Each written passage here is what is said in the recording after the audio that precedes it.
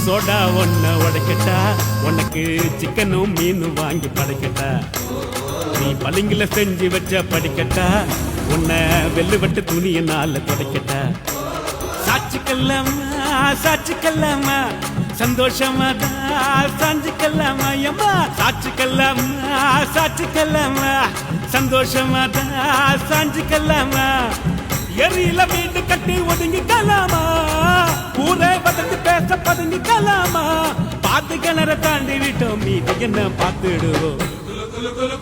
குலுக்கி வச்ச Coca Cola